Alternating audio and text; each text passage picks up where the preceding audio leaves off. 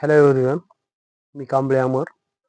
25 September 1928 मध्ये दादर येथील गणेश उत्सवामध्ये डॉक्टर बाबासाहेब आंबेडकर यांना प्रबोधनात्मक कार्यक्रमासाठी सभेसाठी बोलवण्यात आलं होतं.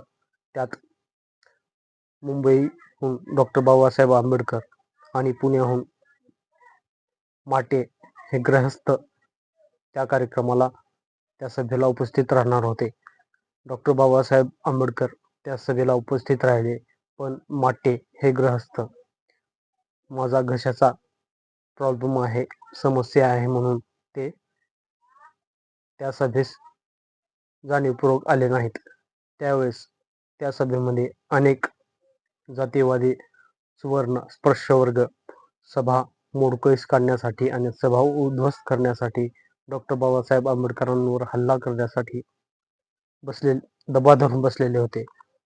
डॉक्टर बाबासाहेब आंबेडकरांनी आपल्या भाषणाची सुरुवात केली आणि ते लोक तसंच ऐकत बसले आणि त्यांच्या मनातील राग द्वेष केव्हा निघून गेला हे त्यांनाच कळलं नाही. कारण बाबासाहेबांची विद्वत्ता, पूर्ण भाषणाची कला आणि निस्पृश्य लोकांमध्ये एक बंधुभाव निर्माण करण्याची एक शैली डॉक्टर बाबासाहेब आंबेडकरांमध्ये उपस्थित होते.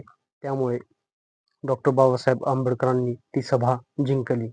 मित्रहो, हे भाषण डॉक्टर बाबासाहेब आंबेडकर लेखन आणि भाषणे खंड 18 भाग 1 यामधील आहे.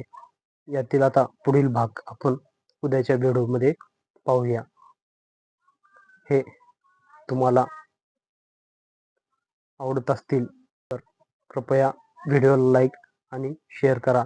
कारण डॉक्टर बाबासाहेब आंबेडकरांचे खरे विचार आपण समाजापर्यंत पोहोचवलो तर डॉक्टर बाबासाहेब आंबेडकरांना काय अभिप्रेत होतं आंबेडकरी चळवळीमध्ये किंवा पुरोगामी चळवळीमध्ये, कशा पद्धतीने आपण काम करू या गोष्टीची समज आपल्याला नक्कीच येईल. धन्यवाद. जय भीम. चॅनलला सबस्क्राईब करा.